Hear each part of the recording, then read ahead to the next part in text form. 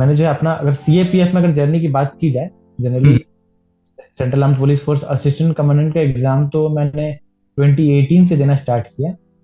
लेकिन एक्चुअल में जर्नी जो है वो 2015 से स्टार्ट हो गई थी, जब मैंने सीएपीएफ में ही कांस्टेबल का एग्जाम दिया। तो ओके। लेकिन कांस्टेबल के एग्जाम में मैं फेल हो गया था। तो हम्म। कांस्टेबल अगर मैं बन गया होता तो मैं असिस्टेंट कमांडेंट नहीं बनता। हाँ हाँ। तो ये मेरे लिए प्लस पॉइंट रहा, मतलब ये जब रिजल्ट आ गया था, तो ये हम्म। मुझे रियलाइज हुआ कि मतलब कहीं कहीं जो है तो कहते हैं ना कि फेल होना जरूरी है। कि क्योंकि अगर मैं उस दिन कांस्टेबल वाले एग्जाम में फेल नहीं होता तो मैं असिस्टेंट कमांडेंट नहीं बनता। हमारा जो लाइफ है वो साइन वेव की तरह मूव करता है। Ups and downs, ups and downs, ups and downs, ये नेचुरल है।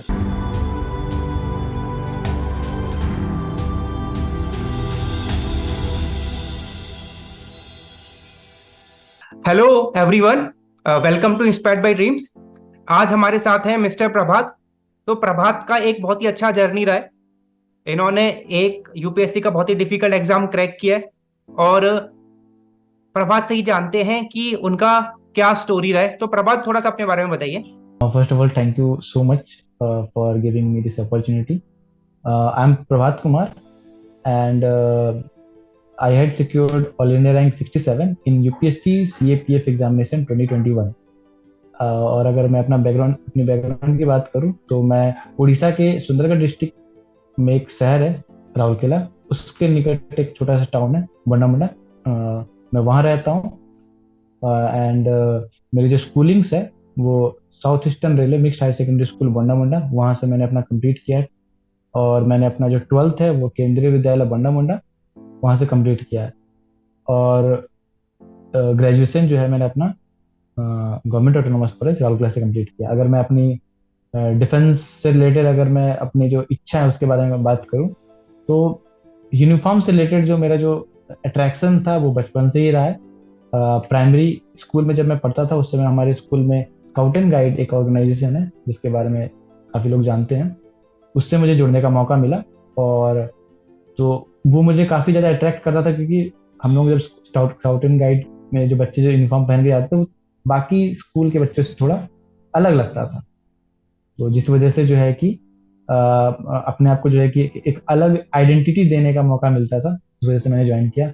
और उसके अलावा साथ में कैंप्स, स्कूल द्वारा जो कैंप ऑर्गेनाइज किए जाते थे स्काउट एंड गाइड द्वारा, उसमें बहुत ही छोटे एज में मुझे जाने का मौका मिला, जिससे कि घर से बाहर रहकर अपने छोटे छोटे रिस्पॉन्सिबिलिटीज निभाने का मौका मिला खुद से। तो ये जो है कि ये चीज़ें जो है कि काफ़ी ज़्यादा मेरे लिए आगे में इन फ्यूचर पर्सनालिटी डेवलपमेंट में काफ़ी हेल्प की।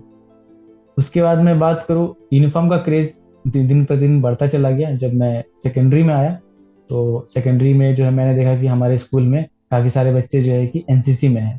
और वो खाकी यूनिफॉर्म देखकर काफ़ी ज़्यादा अट्रैक्शन होता था, क्योंकि पुलिस से सिमिलर है, तो वो एक अलग ही फीलिंग आती थी। तो फिर मैंने जो डिसाइड किया कि अब मैं स्काउट एंड गाइड से चेंज करके मैं एनसीसी में जाऊँ। तो फिर क्लास 8 में मौका मिला कि हम एनसीसी ज्वाइन कर सकते हैं। और क्लास 8 में जो है कि मैंने एनसीसी ज्वाइन किया। और एनसीसी में पहली बार रियलाइज हो चुका था, थोड़ा थोड़ा रियलाइज हो चुका था, मैं ये कहूँगा कि शायद डिफेंस फोर्स में ही करियर में बनाना चाहूँगा। और फिर तो यूनिफॉर्म, उसके अलावा फिर proper drill practice, weapon training, map reading और काफ़ी सारी चीज़ें फोर्सेस के बारे में जानने का मौका मिला एनसीसी के टाइम पे। और सबसे बड़ी बात है, जब एनसीसी कैंप में जब मैं पहली बार गया था तो वहाँ जो है कि हमें जो ऑफिसर्स थे, आर्मी के जो ऑफिसर्स थे, उनसे इंटरेक्ट करने का मौका मिला। उन्होंने हमें काफ़ी इंस्पायर किया, आर्मी की स्टोरीज बताई। और उस समय लग गया था कि हाँ, दिस इज समथिंग जो मैं इन फ्यूचर करना चाहूँगा और जो मैं इंटरेस्ट से कर सकता हूँ टोटली। क्योंकि इन जनरल होता क्या है कि आपको सपोज कोई सीनियर, जनरली होता है कि आप फोर्सेस में सीनियर का ऑर्डर बहुत इंपॉर्टेंट होता है। और हम लोग जब कैंप में गए थे तो हमसे जो सीनियर, एक बैच सीनियर थे, वो लोग हमें ऑर्डर दिया करते थे। तो काफी बच्चों को लगता था कि यार ये क्यों ऑर्डर दे रहा है, या फिर ये तो बस हमसे एक साल सीनियर है, इसके ऑर्डर हम क्यों फॉलो करें। हम्म। लेकिन मुझे ये फील नहीं होता था, मुझे लगता था कि हाँ, सीनियर का ऑर्डर है, चलो इसमें कोई बुराई नहीं है। तो ये चीज मुझे लग गया था कि मेरे अंदर वो डिफेंस वाली माइंडसेट है, क्योंकि जो डिसिप्लिन के साथ एक काम करना और ऑर्डर ऑर्डर सुनना, ऑर्डर फॉलो करना, तो ये चीज लग गया था कि हाँ, इस सब चीजों में मुझे अंदर से मतलब इंटरेस्ट आता है। ये मुझे कर लेना चाहिए। और उस समय बहुत छोटे यंग एज में मतलब कि एक कर्नल रैंक के ऑफिसर से इंटरेक्ट करने का मौका मिला था, और जिससे काफ़ी ज़्यादा मोटिवेशन मिला उनके यूनिफॉर्म को देखकर, उनके बात करने के तरीकों को देखकर, वो कैसे इतने बड़े क्राउड को एड्रेस कर रहे हैं उसको देखकर। तो उस टाइम से जो है कि मैं डिफेंस को लेकर धीरे धीरे जो है कि मैं इंस्पायर होना शुरू हो गया था। और फाइनली क्लास 10 के बाद जब मैं एनडीए दिया, तो 10th के बाद मेरा एक दोस्त था, हम दोनों ने डिसाइड किया कि हाँ डिफेंस को लेकर हम बहुत डिस्कस किया करते थे, डिफेंस के पीओपी, पासिंग आउट परेड वगैरह देखना और एनडीए के बारे में जानना, ऐसे करके। तो उस समय हम 10th के बाद हम कंफर्म हो चुके थे कि हम जो अपना करियर जो है कि डिफेंस में ही बनाने वाले हैं, ये 100% श्योर हो चुका था। हालांकि हम एनडीए दिए हमसे क्योंकि उस समय सही गाइडेंस नहीं थी, ना ही हमारे आसपास कोई ऐसे लोग थे जो एनडीए उससे पहले दे चुके थे, ना ही हमारे फैमिली में, मेरी फैमिली में दूर दूर तक कोई भी आज तक डिफेंस में ज्वाइन नहीं किया है, उससे से कोई भी आइडिया नहीं था, जिस वजह से मैं सही से प्रिपेयर नहीं कर पाया। लेकिन वो सपना उसी समय शुरू हुआ था, और ये मतलब क्लास 11 से लेकर क्लास 11 में बताऊं तो क्लास 11 में 2012 में था, 2012-13 में। तो 10 साल लग गए मुझे ये डिफेंस वाला सपना पूरा करने में, क्योंकि 2013 से लेकर 2023 में फाइनली मेरे जो है यूनिफॉर्म फोर्स में आने का ये सपना यूपीएससी सीएपीएफ क्लियर करके हुआ। अब हम आते हैं कि आपने एनडीए 11th-12th में दिया, वहां पर नहीं हो पाया, तो फिर आपने क्या किया आगे? फिर आपने ग्रेजुएशन किस फील्ड में किया और फिर आपने क्या डिसाइड किया? क्योंकि जनरली जो चीज आप बोल रहे हो, ये मैंने भी काफी लोगों को देखा है कि जब वो स्कूल में थे तो उनका डिफेंस में जाने का क्रेज था, एनडीए में नहीं हो पाया, फिर उन्होंने कॉलेज में कहीं पे एडमिशन ले लिया और फिर उनकी लाइफ एक दूसरे डायरेक्शन में ही चली गई। वो डिफेंस का जो जी सपना था वो स्कूल में ही सपना था, वो सपना बन के ही रह गया, फिर वो किसी और फील्ड में चले गए। तो आपने कैसे ये मैनेज किया कि भाई कॉलेज में आके 3-4 साल कुछ और चीज कर रहे थे, लेकिन फिर भी वो डिफेंस में जाने का जो आपका प्लान था वो आपने बना के रखा? तो कॉलेज के बारे में थोड़ा सा आप बताएंगे? जी, आप जो कह रहे हैं ये बाकी जो नॉर्मल स्टूडेंट्स की तरह मेरे साथ भी वही हुआ। मैं एनडीए दिया, मैंने दोबारा एनडीए जब दिया जब तक मैं एलिजिबल था, लेकिन मुझे ये एहसास हो गया था कि ये तैयारी से जो है कि मेरा एनडीए क्लियर नहीं हो रहा है। और उसके अलावा एक अगर आप नॉर्मल बच्चों के बीच में अगर आप देखोगे तो एसएसबी को लेकर एक अलग ही डर होता है, यार एसएसबी क्लियर होगा नहीं होगा, तो वो चीज मेरे अंदर भी था। तो उस चीज की वजह से मैं थोड़ा डिमोटिवेट हो गया कि शायद जो है कि मैं क्लियर नहीं कर सकता हूँ एनडीए, और आगे भी हो सकता है मुझे दिक्कत आए। तो उस समय मैंने सर्च करना स्टार्ट किया कि ठीक है मतलब इसके बाद में और आगे कैसे ज्वाइन कर सकता हूँ। तो मुझे आईएमए के बारे में पता चला कि हाँ सीडीएस एग्जाम होता है जिसको मैं दे सकता हूँ ग्रेजुएशन कंप्लीट करने के बाद। और उसके अलावा फिर मैं सोचा ठीक है फिर अब तो और कोई ऑप्शन बचा नहीं, तो ग्रेजुएशन की ओर आगे बढ़ते हैं। तो फिर चूंकि मैं मैथ्स में अच्छा था तो मैंने पास के कॉलेज में, अच्छा हाँ उसके उसी बीच मैंने जेईई मेंस दिया, इंजीनियरिंग एंट्रेंस जो होता है उस समय। बट मुझे अच्छा गवर्नमेंट कॉलेज नहीं मिल रहा था, उस वजह से मैंने जो है कि इंजीनियरिंग करने का प्लान ड्रॉप कर लिया। मैं सोचा कि इंजीनियरिंग में ऐसे 4 साल लगते हैं, तो मैं सोचा 3 साल नॉर्मल ग्रेजुएशन कर लेता हूँ बीएससी, और 1 साल में सेव कर लूंगा प्रिपरेशन के लिए। तो वो प्लान था मेरा, इसलिए मुझे अपने सिटी में ही जो बेस्ट कॉलेज था वो मुझे मिल गया। और चूंकि मैं मैथ्स में अच्छा था तो मैंने मैथ्स ऑनर्स चूज किया और मैंने अपना ग्रेजुएशन स्टार्ट किया उस टाइम से।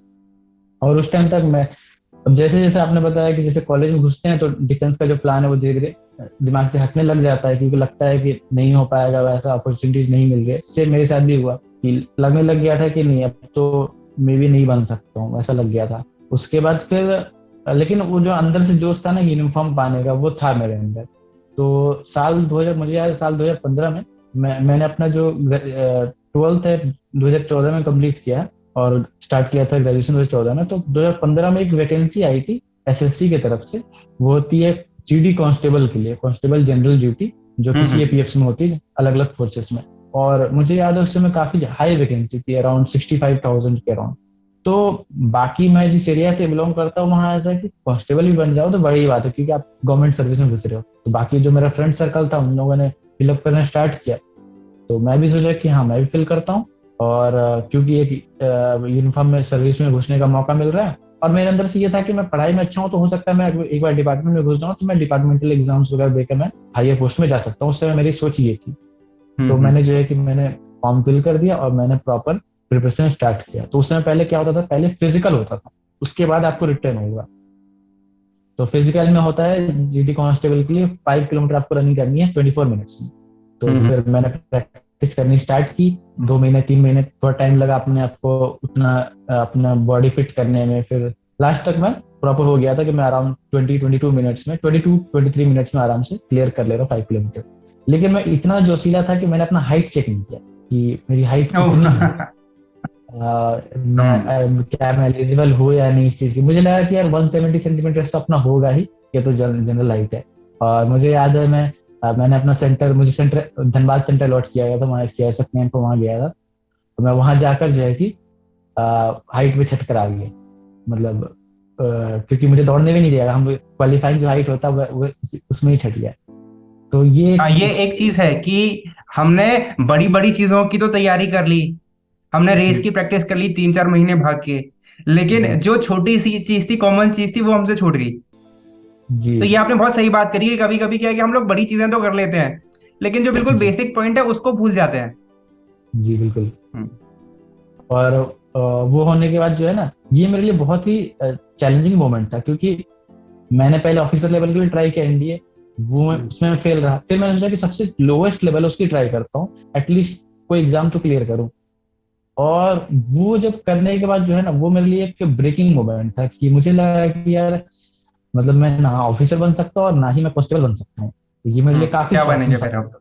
टाइम के लिए। मतलब अंदर से मतलब ये मैं एक्सेप्ट नहीं कर पा रहा था कि मैं, हो सकता है कि मैं इन यूनिफॉर्म में ना जा पाऊँ। उसके बाद फिर मैं वहां से आने के बाद मैंने इंटरनेट पर सर्च किया कि किस किस सर्विस के लिए क्या क्या हाइट लगती है। तो फिर मैं देखा कि हाँ, सीडीएस के लिए तो मैं अभी भी एलिजिबल हूँ, क्योंकि उसकी हाइट जो क्राइटेरिया वो थोड़ी कम है। लेकिन मैंने एसएससी के थ्रू जो जो एसआई का एग्जाम होता है सीपीओ, उसका चेक किया तो उसमें भी 170 कर रहे हैं। फिर मैंने स्टेट के पुलिस का चेक किया तो उसमें 170 कर रहा है। तो मैं थोड़ा डिमोटिवेट हो गया कि शायद मेरी हाइट जो है डिफेंस एग्जाम्स के लिए नहीं है, सीडीएस के लिए है। मगर सीडीएस में एसएस भी है, तो उसको लेके भी डाउट था, सेल्फ डाउट था अपने अंदर कि क्या पता एसएस भी क्लियर कर पाऊँ ना पाऊँ।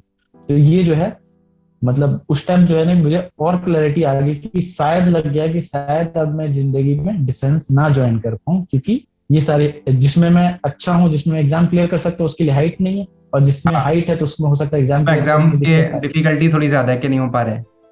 जी। हाँ, ये तो प्रभात आपने ये बहुत मतलब एक उस अच्छी टाइम में बात बोली। सिचुएशन था मेरा। हाँ, इसमें क्या है, एक चीज जो मैंने भी नोटिस किया हुआ है कि ऐसी जब सिचुएशन आती है ना, और ऐसी सिचुएशन आज के टाइम पे हमारे बहुत सारी यंग जनरेशन के लोगों के साथ आती है, जी और यहीं पे आप मेक इट और ब्रेक इट का सिचुएशन होता है कि कुछ लोग तो इसको इतना दिल पे ले जाते हैं कि भाई उनका, आप बोल सकते हो कि भाई डिप्रेशन में चले गए, या फिर मेंटल हेल्थ बहुत डाउन हो गया, अपनी लाइफ में कुछ और भी जो अचीव कर रहे थे वो भी अचीव करना उनसे बंद हो गया, बहुत ज्यादा डीप में चले गए सोचने में। और कुछ लोग इसको ऐसा चैलेंज लेते हैं कि भाई ये नहीं तो कुछ और करेंगे, वो नहीं तो कुछ और करेंगे। तो ऐसे टाइम पे आपने अपने आप को कैसे मेंटेन किया? आपका क्या मेंटल सिचुएशन था उस टाइम पे? सच बताऊं तो मैं उन उन लोगों में से हूँ जो मैं आगे क्या करना है उसके बारे में हमेशा सोचता हूँ कि जो हो गया सो हो गया, अब नेक्स्ट व्हाट इज नेक्स्ट, ये सोचता हूँ। तो उस समय मैंने भी यही सोचा कि अब तो डिफेंस वाला ड्रीम लगभग लग रहा है कि होगा रे। तो मैं सोचा कि पढ़ाई से यूज करके जो भी गवर्नमेंट सर्विस में जा सकता हूँ मैं उसमें जाने की कोशिश करता हूँ। तो मैंने जो है कि उस टाइम जो मेरे घर के आसपास जो छोटे मोटे जो कोचिंग्स थे, जैसे रेलवे से रिलेटेड, क्योंकि आप नॉर्मल छोटे जगह में जाओगे तो आपको रेलवे एसएससी ये बड़ी बात लगती है। मतलब ये जो जितने बड़ी वैकेंसी वाली होती है, जिस रेलवे की बड़ी वैकेंसी आती है एसएससी की आती है, तो हाँ उसके लिए एग्जैक्टली, मैंने। रेलवेज एक ही बार में आई थिंक 50-50 60-60 हजार वैकेंसीज निकालता है, और 1-1 करोड़ लोग उसका फॉर्म भरते हैं। जी। तो मैंने भी एज ए कॉमन मैन मैंने भी वो कोचिंग ज्वाइन कर लिया, और मैं ग्रेजुएशन कर रहा था साथ ही साथ। और मैंने जो है कि नॉर्मल जो छोटे छोटे एग्जाम्स में जो आते हैं, मैथ रीजनिंग ये सब प्रैक्टिस करनी मैंने स्टार्ट कर दी। उस टाइम तक क्लियर था कि चलो अब तो डिफेंस हो गया, लेकिन अपने हाथ में कोई सर्विस तो होनी चाहिए। तो ये मैंने स्टार्ट कर दिया। ये नॉर्मल चलता रहा, और मैं कॉलेज डेट जो है मैं प्रॉपरली एंजॉय कर रहा हूँ। कॉलेज की पढ़ाई मैंने थोड़ी ढील कर दी, क्योंकि मुझे पता चल गया था कि कॉलेज की पढ़ाई का उतना, मैं जो गवर्नमेंट सर्विस में जा रहा हूँ उसमें उतना यूज नहीं है। तो मैंने कॉलेज को नॉर्मल रखा इतना कि हाँ चलो 60% तक मैनेज कर लेते हैं, क्योंकि किसी एग्जाम में अगर एलिजिबिलिटी हो 60% की तो उतना कर लेते हैं। बाकी जो कॉम्पिटेटिव एग्जाम में जो एक्चुअली पूछा जाने वाला है, मैथ रीजनिंग इंग्लिश जीके, इसकी प्रिपरेशन स्टार्ट करते हैं। ये मैंने थोड़ा थोड़ा स्टार्ट कर दिया, और ऐसा ही चला ये मेरा टिल ग्रेजुएशन, टिल 2017। ये मेरा ऐसे ही चला। हर बार हर बार ऐसा होता था कि जैसे सेमेस्टर आने वाला, सेमेस्टर से पहले ध्यान रखता था कि चलो सेकेंड सेमेस्टर है, सेकेंड के बाद थर्ड सेमेस्टर है, थर्ड के बाद फोर्थ है। तो जब मेरा लास्ट सेमेस्टर बचा हुआ था, यानी कि जो सिक्स सेमेस्टर है, तो सिक्स सेमेस्टर के एक महीना पहले मेरे दिमाग में चल रहा था कि अब इसके बाद क्या करना है, क्योंकि हर बार तो रहता था कि हाँ चलो अब आगे पढ़ना है, फिर क्या करना है। तो उस समय मेरे दिमाग में चल रहा था कि सीडीएस के लिए मैंने सोच रखा है। और चूंकि मैं जो मेरा बैकग्राउंड है, जो कोर फैमिली बैकग्राउंड है वो बिहार से है, तो मैंने यूपीएससी का काफी सुन रखा था। और रिलेटिव्स में, कजिन्स में जो सीनियर, उन लोगों ने कह रखा था कि यूपीएससी करना है, क्योंकि उनको लगता था कि मैं थोड़ा पढ़ाई में ठीक ठाक हूँ, तो तुम ट्राई कर सकते हो। तो मैंने एक महीना पहले सोचा कि अब तक तो मैं एसएससी वगैरह कर रहा हूँ और मैं उसमें ठीक ठाक मेरा लेवल बन चुका था जिसमें एग्जाम क्लियर कर सकूं। तो मैं सोचा, फिर मैंने थोड़ा कंसल्ट करना स्टार्ट किया अपने टीचर्स से, अपने सीनियर्स से। तो उन्होंने बोला कि अगर सच में अगर यूपीएससी करना है तो तुम्हारे पास दो ऑप्शन है। एक है या तो एसएससी का कोई एग्जाम देकर भी एक एसएससी कोई एग्जाम निकाल लो और ज्वाइन कर लो, साथ में करते हो, या फिर डायरेक्टली घुस जाओ, क्योंकि हो सकता है कि जॉब में चले जाने के बाद बैलेंस करना मुश्किल हो और शायद यूपीएससी का सपना जो है अगर कर सकते हो तो नहीं कर पाओ, उतना आसान नहीं होगा। मेरे पास ये दो ऑप्शन था, तो मैंने चूज किया कि लेट्स ट्राई इट, मतलब रिस्क ले लेते हैं, जॉब लास्ट में कर लेंगे, मतलब अगर कुछ ना हुआ तो, क्योंकि मेरी मैथ्स अच्छी थी, मैं एसएससी कर लूंगा, मतलब मेरे अंदर इतना कॉन्फिडेंस था कि मैं एसएससी कर लूंगा, कुछ ना भी हुआ तो चलो लेट्स ट्राई फॉर यूपीएससी। और मैंने पापा को बोला कि पापा मुझे यूपीएससी के लिए दिल्ली जाना है। तो पापा ने बोला कि ठीक है, कर लोगे? तो मैं बोला कि हाँ ट्राई करूंगा। और बस ये ग्रेजुएशन तक का ये था। ग्रेजुएशन के बाद फिर मेरा नेक्स्ट फेज स्टार्ट होता है वो दिल्ली का।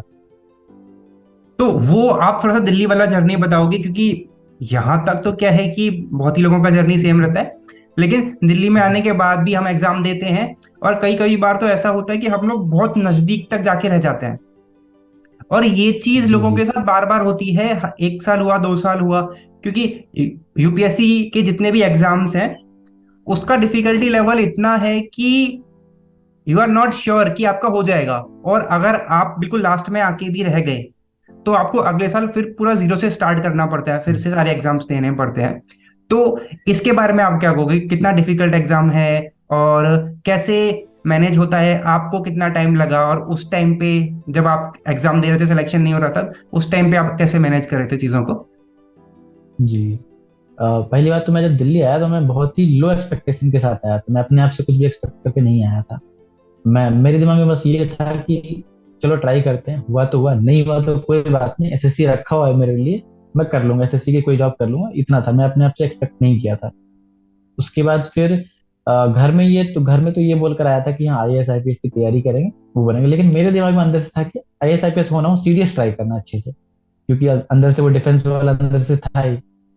तो फिर मैं दिल्ली आ गया। दिल्ली में आने के बाद ऑब्वियसली सबसे पहली बात कि कोचिंग की इतनी बड़ी फीस देने के बाद मेरे अंदर एक ये था कि भाई इसको बर्बाद नहीं करना है, क्योंकि इतना ज्यादा इन्वेस्ट आज तक, क्योंकि बचपन से लेकर ग्रेजुएशन तक मैंने सरकारी स्कूल में पढ़ाई की।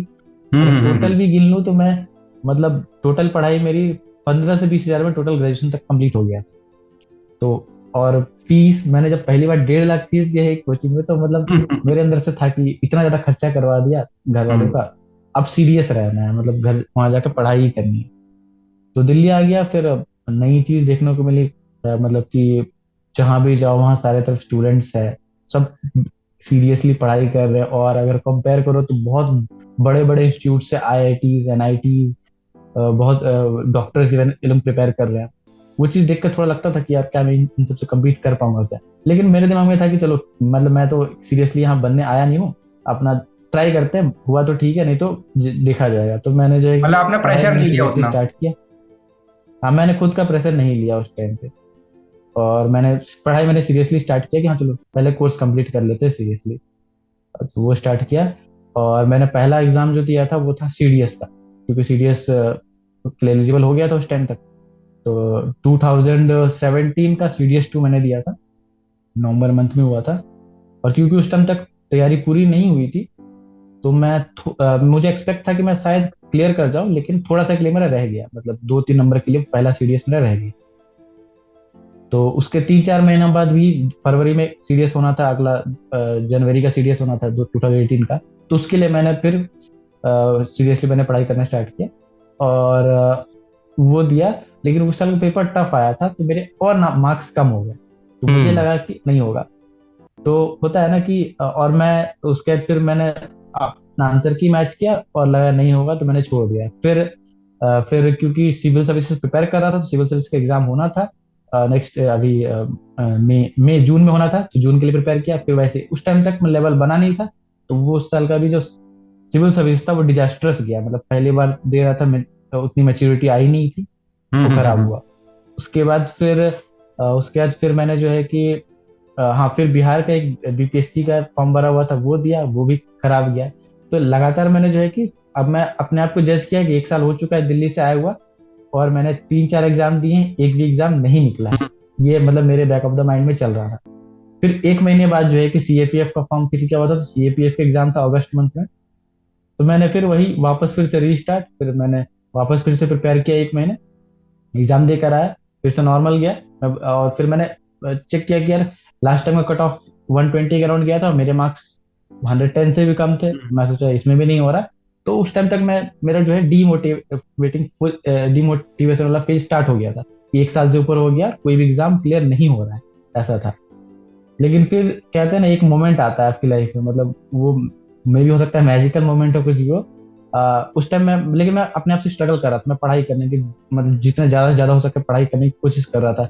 मैं रात रात भर लाइब्रेरी में रहता था, मतलब दिन में पढ़ाई कम हो रही तो रात भर पढ़ाई किया करता था, ऐसा कोशिश करता था। तो ऐसे मेरा नाइट फेज चल रहा था। और एक दिन मैं ऐसे ही सुबह आता था, सुबह नाश्ता करके सो गया। एक दिन मैं ऐसे 2-2:30 बजे उठा, उठ के मैंने ऐसे फोन खोला, तो मेल आया हुआ था एक ज्वाइन इंडियन आर्मी .in की तरफ से। तो मैं बोला ये इंडियन आर्मी की तरफ से कौन सा मेल आया। तो वो उसमें मेल जब मैंने खोला तो उसमें लिखा था, congratulation Prabhat Kumar, you have qualified UPSC return. तो मैं परेशान हो गया, मैंने कौन सा यूपीएससी रिटर्न किया, मैंने सिविल सर्विसेज एग्जाम दिया तो बहुत खराब गया। सीएपीएफ का एग्जाम जस्ट अभी हुआ, इसके रिजल्ट तो आया नहीं है। फिर उसमें मेंशन भी नहीं था कौन सा एग्जाम, उसमें बस मेन मेंशन था कोर्स, एसएससी नॉन टेक 109, उसका था short service commission non tech 109, course का नेम था। फिर मैंने जब नेट में सर्च किया तो फिर पता चला ये सीडीएस का है। अब मैं बताता हूँ, जब मैंने सीडीएस दिया था फरवरी में, तो मैं इतना कम नंबर आया था, मैं सोचा नहीं होगा, मैंने रिजल्ट भी चेक नहीं किया। ओके, अच्छा अच्छा, लेकिन ओके ओके ओके। मैं रिजल्ट चेक लेकिन मेरा एग्जाम क्लियर हो चुका था। हम्म। तो फिर वहां से जो है कि फेज चेंज होना स्टार्ट हुआ, मतलब उस टाइम तक नेगेटिव फेज चला था, वहां उस दिन से फेज चेंज। मैं काफी ज्यादा मतलब खुश हो गया, मुझे लगा कि हाँ चलो कुछ तो, मतलब एग्जाम दे रहा हूँ, क्लियर हो रहा है। और एक महीने बाद एसएसबी था, तो फिर मैंने एसएसबी के लिए प्रिपेयर किया, हालांकि वो उतना अच्छा नहीं गया। लेकिन मतलब कि मैं कॉन्फ्रेंस आउट हुआ था। लेकिन उस टाइम से वो मेरा मतलब कि प्रिपरेशन फेज में फर्स्ट सिलेक्शन था, और उसके बाद से मेरा कोई भी सीडीएस जो है एग्जाम रुका नहीं, उसके बाद से मैं सारा सीडीएस एग्जाम क्लियर किया हूँ। तो ऐसा उसके बाद फिर मेरा बीपीएससी का रिजल्ट आया, वो भी क्लियर हुआ। और फाइनली सीएपीएफ का रिजल्ट आया, वो भी क्लियर हुआ। तो उसके बाद से मैं मतलब रिटर्न एग्जाम्स में कोई भी रुका नहीं हूँ। तो ये मतलब कि फर्स्ट स्टार्टिंग था, मतलब कि दिल्ली जाने का पहले रिजल्ट का स्टार्ट था ये। हाँ, मतलब ये है कि अगर सक्सेस एक जगह से मिलना स्टार्ट हुआ तो फिर सब जगह से मिलना स्टार्ट हो गया। जब नहीं हो रहा था तो जी, कहीं पे क्योंकि नहीं हो वो, रहा था। हाँ, क्योंकि वो पॉजिटिव माहौल आ जाता है, और अपने अंदर कॉन्फिडेंस बढ़ जाता है कि हाँ लगता, और खुद को पता भी होता है कि हाँ मैंने लास्ट टाइम ऐसे तैयारी की थी, हुआ था, इतना मार्क्स आया था, तो इस बार भी अगर ऐसा करूंगा, इतना करूंगा तो हो जाएगा। तो वो चीज दिमाग में बैठ जाती है एक टेक्निक की तरह। परफेक्ट है। तो ये जो आपका जर्नी रहा है, जी इसमें आप आगे का थोड़ा सा बताओगे, एग्जाम क्लियर करने के बाद बाकी आपने क्या प्रोसेसेस किए, और अब जो आपका प्रेजेंट सिचुएशन है, मतलब सिलेक्शन तक का थोड़ा सा आप जर्नी जी एक्सप्लेन करोगे अपना, जी जी जी। तो इंटरव्यू ये का मैं आपका क्या बताया ये एक्सपीरियंस रहा। जी, ये जो मैं बताई ये साल 2018 तक की बात। हम्म। तो 2019 से फिर क्या हुआ कि मैं उस टाइम तक मैं बहुत खुश था, क्योंकि हमेशा मेरे पास रेगुलरली मैं एग्जाम्स क्लियर कर रहा था, या तो सीडीएस हो गया, या तो सीएपीएफ हो गया, या फिर बीपीएससी, ये 3 एग्जाम में हर साल क्लियर कर रहा था। सिविल सर्विसेज मुझसे क्लियर नहीं हो रहा था, ये फैक्ट है, ठीक है। तो लेकिन अब मैं बताता हूँ कि हर फेज में एक होता है ना कि आपको अप्स एंड डाउन्स आते हैं। तो ये अप था, फिर 2019 में फिर से एक डाउनफॉल आया मेरे लिए अच्छा। कि मैं बहुत खुश था, चलो सीडीएस को लेकर मैं सेटिस्फाइड था, चलो कोई बात नहीं, पहला इंटरव्यू है, नहीं हुआ कोई बात नहीं, नेक्स्ट बार मैं अच्छे से कर लूंगा। लेकिन उसके बाद फिर मेरा था सीएपीएफ का, जो 2018 का मैं रिटन एग्जाम क्लियर किया था, उसका फिजिकल होना था। तो फिजिकल को लेकर मैं प्रिपेयर तो था, लेकिन मेरा जो एक इंजरी इंजरी थी, ठीक है। और वो इंजरी काफी दिनों से थी, तो उसको मैं इग्नोर कर रहा था। और हुआ क्या कि वो अ, अचानक से वो मेन फिजिकल के टाइम पे वो इंजरी जो है कि काफी ज्यादा वर्स हो गया। और उसका रिजल्ट ये हुआ कि मैं जो है कि फिजिकल वाले दिन जो है मैं परफॉर्म नहीं कर पाया। और मैं जैसे सीएबी में 4 इवेंट होते हैं, 100 metre, 800 metre, long jump and short put. तो मैं लॉन्ग जंप इवेंट में जो है कि मैं स्टक कर गया, वहां क्लियर नहीं हो पाया। तो ये उस दिन के लिए मेरे लिए बहुत खराब दिन था। मतलब मैं अपने आप से बहुत ज्यादा अपसेट था कि मैं एक डिफेंस एस्पिरेंट हूँ और मुझसे फिजिकल क्लियर नहीं हो रहा। ये मैं अपने आप को मतलब कि काफी ज्यादा कोस रहा था कि मतलब व्हाट ये वाज द कैसे मतलब अपनी डिफिकल्टी लेवल? फिजिकल। अगर आप थोड़ा सा डिफिकल्टी लेवल उनका बताओगे कि ये जितने भी इवेंट्स थे, 100 मीटर हुआ या लॉन्ग जंप हुआ, तो क्या इनका डिफिकल्टी लेवल ज्यादा था इसलिए आप नहीं कर पाए, या because it was an injury जिसकी वजह से आप नहीं कर पाए? It was the injury, not the difficulty level, क्योंकि जो स्टैंडर्ड्स जो है इनका है वो काफी एवरेज स्टैंडर्ड है। जो कि एक एवरेज जो कि बच्चा है जो फिजिकली फिट है वो क्लियर कर सकता है। जैसे 100 मीटर के लिए आपको 16 सेकंड्स में करना है, तो हम्म। एवरेज बच्चा 14-15 सेकंड्स या 13-14 में कर लेता है जो फिजिकली फिट है। उसके अलावा 800 मीटर के लिए 3 मिनट्स 45 सेकंड्स दे, जो मोर देन एनफ है। आपका अगर ठीक ठाक हो तो आप 3 मिनट टू 3:15 या फिर 3:20 टू 3:30 सेकंड्स में कर सकते हो। और लॉन्ग जंप भी around 12 foot, less than 12 foot है, 3.5 मीटर से, ये भी एवरेज है। और शॉर्ट फुट भी नॉर्मल अराउंड 4.5 मीटर, तो ये एवरेज है। उस दिन इंजरी होने की वजह से वो मतलब कि मैं जो है कि वो पर्टिकुलरली उस दिन वो क्लियर नहीं कर पाया। That was my fault actually. तो हम्म। वहां स्टक कर गया और वहां से फिर मैं वापस आ गया।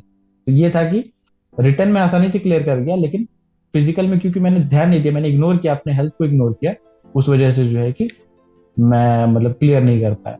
तो अब क्या था कि मैं, क्योंकि मैं रेगुलरली एग्जाम्स दे रहा था, तो मेरे जैसे बीपीएससी बताया, बीपीएससी मैंने क्लियर किया, तो उसका नेक्स्ट जो फेज था यानी कि मेंस, वो उसके नेक्स्ट 2 मंथ्स बाद था। तो मैंने फिर से इग्नोर किया। मतलब मेरे जो एक घाव की तरह था, तो मुझे वो ऑपरेट करा लेना चाहिए था, लेकिन फिर से मैंने उसको इग्नोर किया, क्योंकि मेरे अंदर था कि यार ये तो हाथ से चला गया, अब बीपीएससी हाथ से नहीं जाना चाहिए। तो मैंने उसके लिए फिर मेंस का प्रिपेयर करना स्टार्ट किया, और मैंने अननेसेसरली खुद से जो डॉक्टर ने प्रेस्क्राइब नहीं किया, मैंने खुद से नॉर्मल मेडिसिन स्टोर से मेडिसिन ले लेकर मैं, ताकि जो है पेन किलर्स वगैरह वो खाकर मैं रह रहा हूँ और प्रिपेयर कर रहा हूँ। और ये करके जो है कि मैंने बीपीएससी दिया। 2 मंथ बाद बीपीएससी का जो मेंस होता है वो मैंने दिया। और उसके बाद उसके 2 महीने, उसके सिर्फ 1 महीने बाद ही फिर से नेक्स्ट ईयर यानी कि 2019 का सीएपीएफ था। मैं बोला कि इसको भी मैं मिस नहीं कर सकता। फिर से मैंने वापस मेडिसिन लेना स्टार्ट किया, और मैंने फिर से जो है कि जब ये क्लियर किया, इस बार का एग्जाम दिया। एग्जाम देने के बाद मेरे जो जो स्थिति था बहुत ज्यादा खराब हो गया था। उसके बाद मैं सीधा घर आ गया कि हम्म। अब जो है मुझे डॉक्टर को मैं दिखा चुका था, डॉक्टर ने बोला ऑपरेट करना पड़ेगा, तो मैं घर आ गया। उसके बाद जो है कि मैंने 2019 के सितंबर में जो है मैंने सर्जरी कराई। और सर्जरी में फिर उसका जो रिकवरी प्रोसेस था, क्योंकि मैंने काफी लेट कर दिया था, तो वो थोड़ा वाउंड जो है काफी डीप तक चला गया था, तो थोड़ा ज्यादा गहरा करना पड़ गया। और उसमें जो है कि थोड़ा टाइम लग गया, 20 सितंबर अक्टूबर पूरा लग गया। और अक्टूबर खत्म होते ही हमारा जो है फिजिकल का कॉल है, क्योंकि 20 फिर से मैंने सीएपीएफ क्लियर किया 2019 का, और फिजिकल का कॉल आ गया। तो मेरी स्थिति ऐसी थी कि मैं जहाँ ढंग से चल नहीं पा रहा हूँ, हम्म। मुझे जो है कि 1.5 से 2 महीने बाद मैक्स टू मैक्स मुझे जो है कि फिजिकल देना है, मुझे सारे इवेंट्स क्लियर करने हैं। तो वो भी एक अलग फेज था। मतलब मेंटली अपने आप को जो है कि प्रिपेयर कर रहा था कि हाँ मुझे देना है। और धीरे धीरे अपना जो है कि फिजिकल स्टेटस इंप्रूव करता गया, कि हाँ पहले चल नहीं पा रहा था, फिर मैंने, पर चलने से फिर मैंने अपना स्पीड वॉक पे गया, फिर हल्का जॉगिंग, फिर रनिंग, फिर स्प्रिंट, फिर जंप। तो वो भी एक मतलब कि अच्छा प्रोसेस था। मैंने अपने आप को काफी पुश किया उस चीज को लेके। मैंने, हालांकि मुझे डॉक्टर ने मना कर दिया था कि नहीं आप इस स्टेज में नहीं हो, क्योंकि आपका प्रॉपर मसल्स डेवलप नहीं हुए, तो आप इसमें नहीं कर सकते हो। लेकिन मैंने एक बार के लिए मैंने डॉक्टर का जो है जो एडवाइस था उसको इग्नोर किया। मैं बोला कि नहीं, मैं छोड़ नहीं सकता। लास्ट ईयर मैं यहाँ बाहर हुआ हूँ, तो मुझे था कि इस स्टेज को क्लियर करना, अदरवाइज मेरे अंदर डर बैठ जाएगा कि हो सकता है कि शायद मैं कभी फिजिकल क्लियर ना कर पाऊँ। तो मेरे अंदर खुद के लिए एक चैलेंज था, इसको क्लियर करो और अपने अंदर से जो डर बैठा उसको पूरा पूरी हटा दो। तो लकीली मैंने जो फिजिकल में एफर्ट दिया, अपने आप को पुश किया। और मेडिकल में मुझे लग रहा था कि मेडिकल में हो सकता है मैं आउट हो जाऊं, लेकिन मेडिकल में मैं लकीली क्लियर हो गया। ये रहा मेरा मतलब कि पहला सीडीएस हम्म। का, सॉरी, पहला सीएपीएफ का मैंने स्टेजेस। फर्स्ट फर्स्ट 2018 में मैंने सिर्फ रिटर्न क्लियर किया, 2019 में मैंने रिटन, फिजिकल, मेडिकल। अब आते हैं इंटरव्यू स्टेज पे। उसके बाद होना था इंटरव्यू, मगर थोड़ा लेट हो गया। तो 2019 दिसंबर में हमारा फिजिकल कंप्लीट हुआ है, मेडिकल कंप्लीट हुआ है, और हमारा इंटरव्यू होना था 2020 के जून जुलाई में, तो लेकिन उस इसका टाइम आ गया इंटरव्यू कोविड। मेडिकल के बाद हो रहा है? क्योंकि जनरली हमने जितने भी जी बाकी सर्विसेज या एग्जाम्स देखे हैं, आई थिंक इंटरव्यू पहले होता है और medical is the last stage. Generally ऐसा होता है ना नहीं, बाकी जगह? सीएपीएफ में जो हम्म। आप जो कह रहे हो वो बाकी एग्जाम्स में वैलिड है, लेकिन सीएपीएफ में है मेडिकल को एक स्टेज बना दिया गया है। ओके ओके मतलब ओके। आपका एक स्टेज है रिटन, सेकंड स्टेज है पीईटी, एमएसटी, मतलब hmm. Physical efficiency test plus medical standard test. अगर आप मेडिकल स्टैंडर्ड नहीं बाहर होते तो आप इंटरव्यू के लिए आगे नहीं जा पाओगे। कोविड के टाइम पे ऐसा हुआ कि हमारा जो इंटरव्यू हो रहा था, हमारा मतलब सबका यूपीएससी जितने इंटरव्यूज हो रहे थे, हमें मास्क और शील्ड के साथ इंटरव्यू देने के लिए बैठना था। वो एक अलग ही एक्सपीरियंस था, क्योंकि वो थोड़ा अजीब सा लग रहा था। तो हम्म। उस वजह से जो है कि मैं सही से उतना अच्छे से अपने आप को एक्सप्रेस नहीं कर पाया। और हालांकि मुझे ठीक ठाक एवरेज नंबर मिले थे इंटरव्यू में, लेकिन रिटर्न में, क्योंकि मैंने बताया कि रिटर्न मैंने सिर्फ 1 महीने प्रिपेयर किया था उस समय, क्योंकि मैं जूझ रहा था उस इंजरी से, उस वाउंड से। तो रिटर्न में मुझे कुछ ज्यादा नंबर नहीं मिले थे, और ओवरऑल मेरिट में मैं सिलेक्ट नहीं हो पाया उस साल। तो 2019 में पूरा प्रोसेस कंप्लीट तो किया, लेकिन मेरिट आउट हो गया।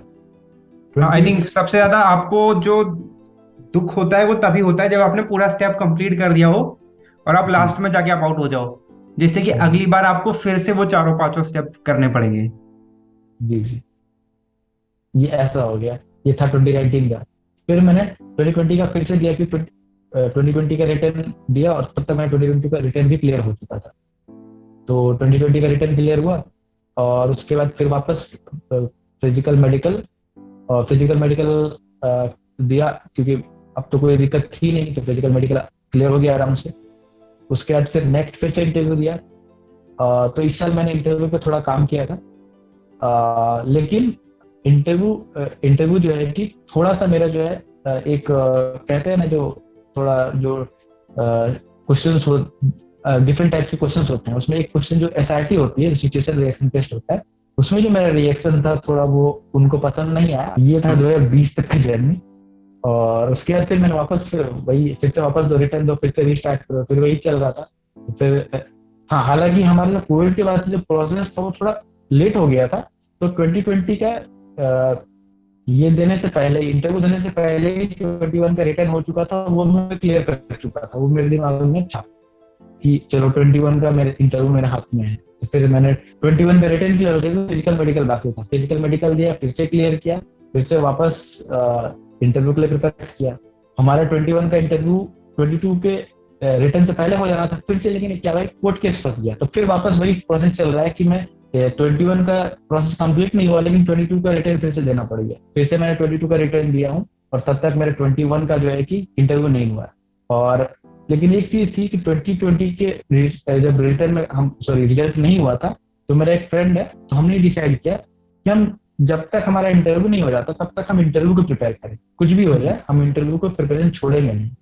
तो हमने जो है कि साल 2022 में जनवरी से ही हमने प्रिपरेशन स्टार्ट किया इंटरव्यू का। तो हम प्रॉपरली हमें ये लगता था कि हमारी जो कम्युनिकेशन उतनी अच्छी नहीं है, खास करके इंग्लिश की कम्युनिकेशन, क्योंकि हम लोग बहुत नॉर्मल बैकग्राउंड से आते हैं, हमें उतना मौका नहीं मिला अपने आप को इंग्लिश में कम्युनिकेट करने का। तो हमने स्टार्ट किया कि हम रोज का 1 घंटा जो है कि एक दूसरे के साथ इंग्लिश में कम्युनिकेट करेंगे। जो आपका इंटरव्यू कंडक्ट होता था वहां पर, वो इंग्लिश में ही होता था पूरा, या लैंग्वेज का कोई इशू नहीं था वहां पर? इंग्लिश ऐसा लैंग्वेज लैंग्वेज कोई मैंडेटरी नहीं है, लेकिन जनरली वो इंग्लिश में ही स्टार्ट करते हैं, बोर्ड के ऊपर है।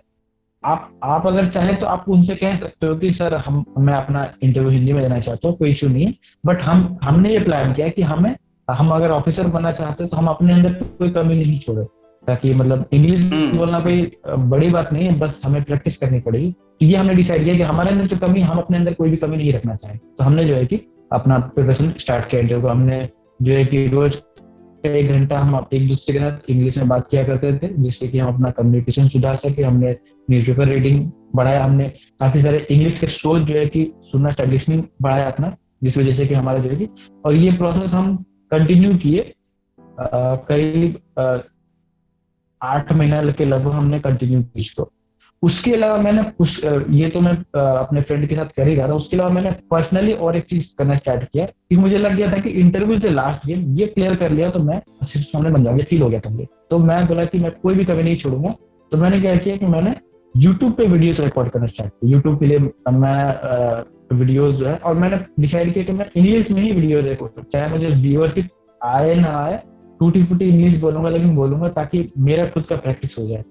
तो मैंने मतलब अपना आप जो खुद वीडियो के रिकॉर्ड कर रहे थे, यूट्यूब आप चैनल व्यूज को, के लिए रिकॉर्ड ना और करके आप मैंने अपना क्योंकि प्रिपरेशन के लिए मैं रिकॉर्ड कर रहे थे। जी जी, मेरे अंदर में मेरे अंदर से वही था कि क्योंकि अगर मैं लगातार आधा घंटे बोलता हूँ तो हो सकता होगा कि धीरे धीरे मैं इंग्लिश में सोचना स्टार्ट कर दूंगा। ये मेरे अंदर का मतलब थॉट प्रोसेस था। तो इस चीज के लिए मैंने जो है कि यूट्यूब चैनल बनाया, और वीडियोस जो है कि नॉर्मल बहुत simple process, screen recorder on करके, और मैंने सीएपीएफ से रिलेटेड वीडियोस मैंने स्टार्ट किया। और स्टार्टिंग मुझे काफी दिक्कत होती थी, पहले प्लान करता था कि हाँ क्या बोलना है क्या नहीं बोलना है, ऐसे करके 10 वीडियोस 12 वीडियोस, फिर जब 30th वीडियो तक पहुंचते पहुंचते मैं बहुत ही ज्यादा कंफर्टेबल हो गया था, मुझे कुछ ज्यादा प्लान करने की जरूरत नहीं पड़ती थी। और लगातार मैं 45 मिनट 50 मिनट्स में जो है कंटिन्यूसली मैं इंग्लिश बोल पा रहा था बिना किसी प्लानिंग के। तो ये जो है कि ये दो चीज मैंने इंटरव्यू से रिलेटेड, क्योंकि आज आज भी अगर मुझे किसी को सजेस्ट करना होता है तो मैं वही कहता हूँ कि कम्युनिकेशन पे काम करना बहुत जरूरी है। और कम्युनिकेशन तभी सुधरेगा जब हम अपने आप को समझेंगे। मुझे समझ में आ गया था कि मैं इंग्लिश जो बोल रहा हूँ लेकिन वो सोच नहीं रहा हूँ, मुझे मैं ट्रांसलेट कर रहा हूँ बार बार अपना, उसमें टाइम लग रहा है। और ये जब तक नेचुरल नहीं होगा तब तक टाइम, तो नेचुरल के लिए प्रैक्टिस करना पड़ेगा। तो एक तो मैंने दोस्त का प्रैक्टिस करना स्टार्ट किया, दूसरा खुद के साथ प्रैक्टिस करना स्टार्ट किया। खुद का वीडियो देख रहा हूँ, सामने देख रहा हूँ कि हाँ कैसे बोल रहा हूँ, रिकॉर्डेड सुन रहा हूँ कि हाँ कहाँ मैंने गलती की, कहाँ मिस कर रहा हूँ। तो ये जो है कि मैं काफी ज्यादा हेल्प, और ये मुझे इंटरव्यू में हो सकता है कि काफी कॉन्फिडेंस भी ले लिया था उस टाइम तक कि अब तो मैं कहीं नहीं रुकने वाला, ये कॉन्फिडेंस आ गया था कि कुछ भी सवाल पूछा। अदरवाइज ये डर बना रहता था कि अगर उन्होंने कुछ पूछ दिया, कहीं मैं अटक गया या फिर कुछ मुझे उस टाइम कोई वर्ड नहीं आया, तो ये मैं अंदर से डर था। ये जो 6 महीने का प्रोसेस हमने किया, इसमें हम पूरा श्योर हो चुके थे कि हम कहीं अटकने नहीं वाले। हो सकता है कोई क्वेश्चन का आंसर नहीं आए लेकिन हम कहीं अटकेंगे नहीं, ये हम श्योर हो चुके थे। तो ये हमने फिर मतलब ये स्पेशल किया मैंने 2021 वाले अटेम्प्ट में। उसके बाद फिर एक दिक्कत आ गई कि नवंबर में हमारा इंटरव्यू होना था, हमारा जो है कि इंटरव्यू शेड्यूल भी हो गया, लेकिन एक सीआईएसएफ में एक डिपार्टमेंटल कोर्ट केस फंस गया जिस वजह से हमारा इंटरव्यू जो है कि रोक दिया गया। तो वो एक थोड़ा बैड फेज था, क्योंकि हम काफी दिन से तैयारी कर रहे थे। तो डिमोटिवेटिंग था कि कितने लंबे तक करेंगे, क्योंकि हमने डिसाइड कर लिया था कि इस साल हम और कोई एग्जाम्स नहीं देंगे, सिर्फ यही एग्जाम देंगे और इसी फोकस करेंगे। तो वो अंदर से एक डर बैठ गया था कि हमने एक ही एग्जाम रखा है और ये पूरा साल चला जाएगा, तो फिर हम अगर इसमें भी नहीं होता तो फिर हम क्या करेंगे, वो एक डर बैठ गया था। लेकिन फिर भी हमने कहा कि चलो कोई बात नहीं, अपने आप को फिर से मोटिवेट किया कि जाने दो जाने दो। 2023 हमने फिर एक फ्रेश स्टार्ट किया कि हाँ चलो जो भी है। तब तक फिर 2022 का रिटर्न दे दिया हूँ, या फिजिकल दे दिया हूँ, मेडिकल दे दिया, वो भी क्लियर हो गया। अब ये सेटिस्फेक्शन था कि मेरे पास 2 इंटरव्यूज है, असिस्टेंट कमांडेंट का 21 का भी इंटरव्यू है, 22 का भी इंटरव्यू। ये एक सेटिस्फेक्शन था कि चलो कुछ ना हो तो ये दोनों में से एक ना एक तो कर ही लिया, क्योंकि इंटरव्यू का प्रिपरेशन अच्छा हो चुका था। उसके बाद फिर प्री एक्सटेंड होता चला गया, फिर 2023 का ही फॉर्म आ गया है। मतलब इतना डायलेमा चल रहा है, 23 का फॉर्म आ गया है, पिछला 2 साल का इंटरव्यू बचा हुआ है लेकिन अब तक क्लियर नहीं हुआ। लेकिन मैंने एक स्ट्रॉन्ग डिसीजन लिया कि मैं बोला कि मैं अपने आप को बोला कि मैं इस बार इसी यही दोनों में कर लूंगा। मैंने 23 का फॉर्म नहीं भरा, मैं बोला कि जाने दो, ये 2 इंटरव्यू में ही मैं किसी भी तरह करूंगा, लेकिन करूंगा, मैं जाने नहीं दूंगा ये 2 इंटरव्यू को। और मैं 23 का फॉर्म एलिजिबल था, लेकिन फिर भी मैंने फॉर्म नहीं फिल किया। और फिर जाके 21 का इंटरव्यू आया। और उससे पहले एक इंसिडेंट हुआ जिसकी वजह से मैं काफी ज्यादा रिलैक्स हो गया था। तो 2022 में एसएससी सीजीएल का जो एक फॉर्म आया था, और काफी बड़ी वैकेंसी आई थी इस साल, 36,000 वैकेंसी। तो वो देखकर मैं सोचा कि यार ये जिंदगी में इतनी बड़ी वैकेंसी कभी नहीं आएगी। तो मैंने फॉर्म फिल कर दिया, सोचा कि वर्स्ट केस के लिए, क्योंकि अगर इधर नहीं होता है तो एक जॉब अपने हाथ में होनी चाहिए। तो मैंने फिल कर दिया, और एक नॉर्मल प्रिपरेशन के साथ मैंने एसएससी सीजीएल दिया। और मेरे इंटरव्यू सीएपीएफ के इंटरव्यू से 6 दिन पहले उसका फाइनल रिजल्ट आया, और उसमें मेरा हो गया। हालांकि बहुत अच्छी पोस्ट, मतलब कि जो टॉप क्लास की पोस्ट होती है वो तो नहीं मिली थी, लेकिन एक सेटिस्फेक्शन था कि जिंदगी में सिलेक्शन होना स्टार्ट हो गया है। जैसे इससे पहले सिर्फ रिटर्न क्लियर हो रहा था, अब फाइनल सिलेक्शन होना स्टार्ट हो गया। तो मुझे याद है मेरा इंटरव्यू था 19 ऑफ मई को, 13 ऑफ मई को मेरे हाथ में जॉब हो चुका है। तो मैं अंदर से सेटिस्फाइड था कि हाँ चलो, अगर ये नहीं होता है, 21 का नहीं होता तो 22 का इंटरव्यू, और कुछ भी नहीं होता तो मेरे हाथ में एक जॉब है। तो मैं बहुत ही शांति से, बहुत ही क्लियर माइंड से के साथ मैं इंटरव्यू देने गया था। बहुत सिंपल सा इंटरव्यू हुआ, और हमने जो है कि हिंदी में इंटरव्यू दिया, सॉरी इंग्लिश में प्रिपेयर किया था, लेकिन हमारा पूरा इंटरव्यू हिंदी में गया, क्योंकि इस बार के जो बोर्ड से नए मेंबर्स थे, उन्होंने हिंदी बैकग्राउंड वाले स्टूडेंट थे, उन्होंने हिंदी में स्टार्ट किया। तो हिंदी में हमने दिया, बहुत सिंपल सा इंटरव्यू दिया। बल्कि मुझे लग रहा था कि इतना सिंपल कैसे इंटरव्यू चला गया, लेकिन मैंने काफी अच्छी प्रिपरेशन कर रखी थी, इसलिए मुझे लग रहा था कि मतलब ऐसा फील हो रहा था। ये उसके आप बाद ये कह फिर सकते हैं कि आपका प्रिपरेशन इतना अच्छा था कि आपको वो डिफिकल्ट लगा नहीं।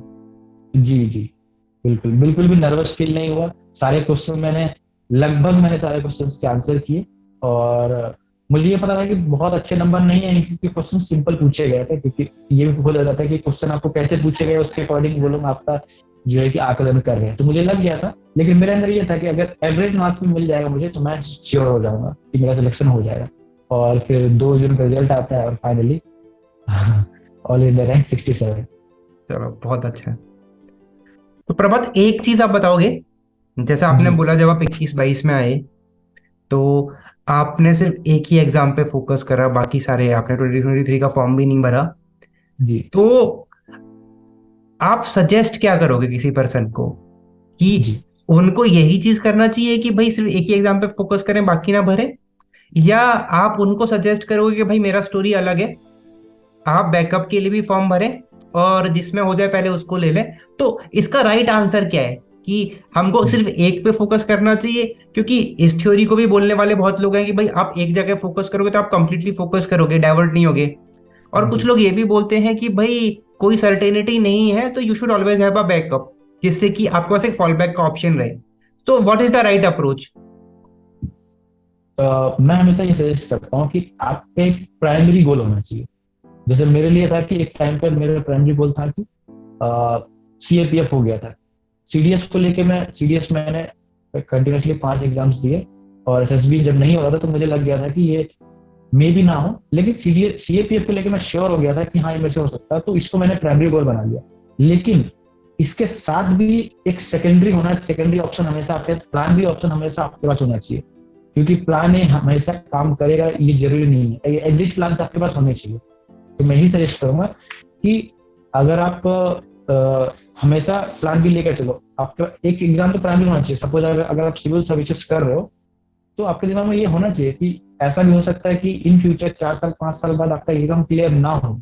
तो अगर नहीं होता है तो फिर आप कौन से एग्जाम पर रिलाई करोगे? तो मैं ये सजेस्ट करूंगा कि अपना प्लान भी लेके चलो, लेकिन एक प्राइमरी फोकस आपका जो मेन एग्जाम है उस पर करो। यानी कि अगर आपको टाइम डिवोट करना है, तो इनिशियल डेज में आप 90% टाइम जो है आप अपना प्राइमरी गोल पे दो। उसके बाद से धीरे धीरे टाइम घटा दीजिए, क्योंकि प्रिपरेशन करने में 1 साल लगता है। आप 1 साल, 1.5 साल, 2 साल में आप अपने प्राइमरी गोल को लेकर प्रॉपर प्रिपेयर हो जाएंगे। अच्छा, और व्हाट अबाउट हॉबीज या एक्स्ट्रा करिकुलर, मतलब कि जब हम एग्जाम की तैयारी कर रहे जी। हैं तो हमको 12 घंटे, 18 घंटे, 24 घंटे सिर्फ पढ़ाई करनी चाहिए, या साथ साथ कुछ हॉबी या ऐसा कुछ भी होना चाहिए कि जिससे कि आपका ओवरऑल डेवलपमेंट भी होता रहे? तो उसके बारे में आप क्या बोलोगे? और आप मैं तो अपना यही बताओगे सजेस्ट कि आपका आपका क्या था, कि आप सिर्फ पढ़ाई ही कर रहे थे या फिर आपके कुछ हॉबीज थे जो साथ में चल रहे थे?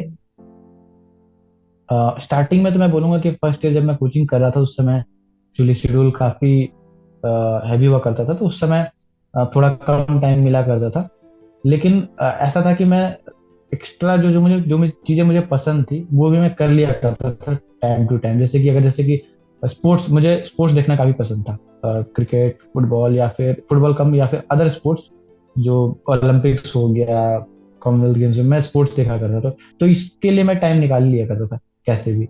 उसके अलावा फिर खेलना हो गया। तो मैं ये सजेस्ट करूंगा कि हाँ, आप थोड़ा टाइम कम कर सकते हो उन चीज, जब आप सपोज प्रिपरेशन फेज में आते हो तो आप थोड़ा टाइम कम दे सकते हो हॉबीज को।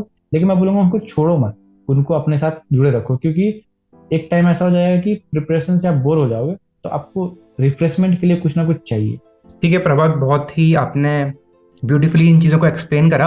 आगे आपका प्राइमरी गोल क्या है? अब तो आपका सिलेक्शन हो चुका है, मतलब प्राइमरी गोल इन द जी सेंस ऑफ जॉब नहीं, मतलब हॉबीज भी या जी। एक्स्ट्रा करिकुलर भी, मतलब कि अब what next you want to do in your life, वो एग्जाम से रिलेटेड भी हो सकता है, एग्जाम के अलावा भी कुछ हो सकता है, हॉबी से रिलेटेड भी कुछ हो सकता है। मतलब अब आगे हम आपको जी क्या करते हुए देखेंगे? What will your primary goal ji now? जी। अ, सच बताऊं तो प्राइमरी गोल तो मेरा जॉब से रिलेटेड ही है, क्योंकि मैं श्योर हूँ कि मैं सीआरपीएफ ज्वाइन कर रहा हूँ और मुझे आगे और किसी चीज में फील्ड चेंज नहीं करना है। तो मेरे जो गोल्स है वो सीआरपीएफ में अंदर में, मतलब कि मैं आगे और क्या क्या करूंगा उससे रिलेटेड, जैसे कि मुझे नक्सल एरियाज में मतलब कि करना है अच्छे से वहाँ। अगर वहाँ जो डीप इंटीरियर एरियाज में जो डेवलपमेंटल वर्क्स है उसमें अगर हेल्प करने का मौका मिले तो मैं वो करना चाहूंगा। जॉब से रिलेटेड मेरे काफी सारे जो है कि गोल्स है, और या फिर कहूंगा कि काफी सारे एक्सपेक्टेशंस है। मैं यहाँ अलग अलग जगह इंडिया के डिफरेंट पार्ट्स में सर्व करना चाहता हूँ। अगर एक मौका मिले तो मैं in future UN peace keeping forces में भी जाने का अगर मौका मिले तो मैं जरूर जाऊंगा। तो ये जॉब से रिलेटेड। उसके अलावा मुझे जो है कि बच्चों को गाइडेंस देने में ये देना पसंद है। अभी तक मैंने जो है कि इवन अपने सिलेक्शन के बाद भी जो है मैंने कई बच्चों को इंटरव्यूज में हेल्प किया है। इस साल जो 2022 की इंटरव्यू हमारे बाद हुई थी उसमें मैंने करीब अपना एक इंटरव्यू प्रोग्राम लॉन्च किया था, नॉर्मली फ्री ऑफ कॉस्ट बच्चों को। तो इस चीज में मुझे मतलब अंदर से इंटरेस्ट आता है, क्योंकि मैं खुद से टाइम दे पाता हूँ और इसके लिए मुझे सोचना नहीं पड़ता, या फिर मुझे लगता नहीं कि मैं बहुत ज्यादा एफर्ट कर रहा हूँ।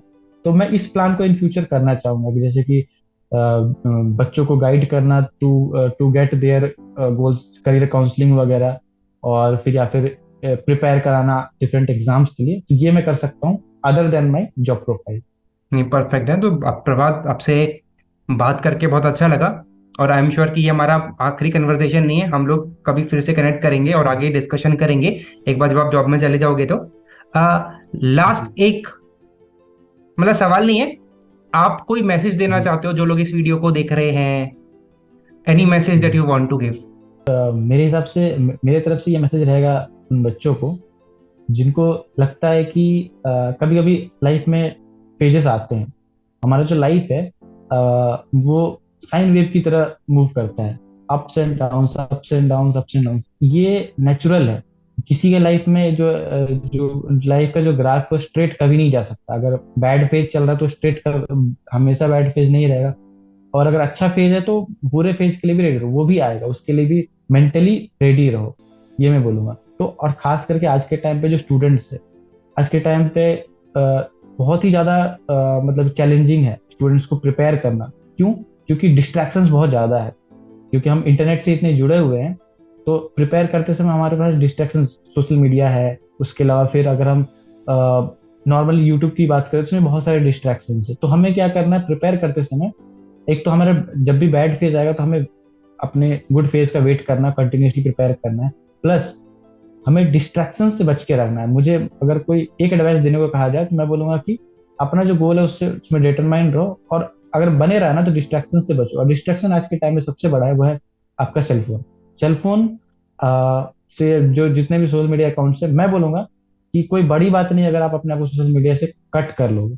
ठीक है, कोई छोटे टाइम के लिए कट कर सकते हो, या फिर आप फीचर्स में कट कर सकते हो। आप महीने में या हफ्ते में एक दो दिन खोल कर देख लिया, ठीक है, अगर आप पूरा कट करना नहीं चाहते हो, लेकिन इससे कट कर, क्योंकि मुझे ये समझ में आ गया कि ये बहुत ही ज्यादा टाइम वेस्टिंग है अभी। क्योंकि मैं अपने प्रिपरेशन के बाद सोशल मीडिया खोलना स्टार्ट, मुझे समझ में आ गया अगर मैं प्रिपरेशन से पहले घुस गया होता तो ये बहुत ही ज्यादा टाइम वेस्टिंग है। तो ये मैं एक सजेस्ट करूंगा।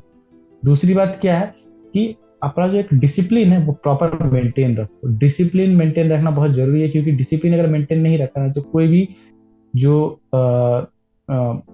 आपको जो टाइम जो है ना ये सही से आप यूटिलाइज नहीं कर पाओगे। आज के टाइम पे टाइम को यूटिलाइज करना बहुत जरूरी है।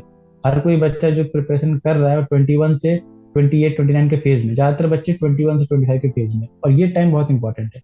तो इस टाइम को अगर यूटिलाइज करना है तो डिसिप्लिन की बात है। क्योंकि आप रोज का अगर आप 5 घंटे दे रहे हो, डिसिप्लिन से दे रहे हो तो वो रिजल्ट देगा, और डिसिप्लिन से नहीं दे रहे हो तो रिजल्ट, 5 घंटा यूटिलाइज होना ही होना है। लेकिन अगर आप सही से यूटिलाइज नहीं करते हो तो उसका रिजल्ट आएगा ही नहीं, और अगर रिजल्ट नहीं आता है तो कोई फायदा नहीं है। तो इसलिए अगर मेहनत करनी है, अगर किसी भी डायरेक्शन में, पढ़ाई की बात नहीं कर रहा हूँ, अगर किसी भी चीज में करना है, बिजनेस में ही करना है, और या फिर आपके हॉबीज से रिलेटेड किसी भी फील्ड में करना है, स्पोर्ट्स में करना है, तो डिसिप्लिन के साथ करो। अदरवाइज टाइम देकर कोई फायदा नहीं। तो डिसिप्लिन इज इम्पोर्टेंट, और डिस्ट्रैक्शन से बचो, ये मैं कहूंगा। और थर्ड इम्पोर्टेंट थिंग कि कुछ भी हो जाए, लाइफ में फेज चेंज होता है, चाहे वो अच्छा फेज हो खराब फेज हो, फेज चेंज होगा। तो अपने अंदर से ये मोटिवेशन हमेशा बनाए रखो। नहीं, बहुत बहुत सही, आपने वाइंड अप बहुत ही अच्छा करा है कि डिसिप्लिन और डेडिकेशन जरूरी है। और साइन वेव वाला जो आपने एग्जांपल दिया वो बहुत ही अच्छा था कि भाई अप्स एंड डाउन्स तो रहेंगे, तो जी उसमें आपको अपने आप को मेंटेन करके चलना है। थैंक यू सो मच प्रभात, आपने अपना टाइम निकाला और जी। एक इतना अच्छा आपने गाइडेंस भी दिया और अपना स्टोरी भी शेयर किया।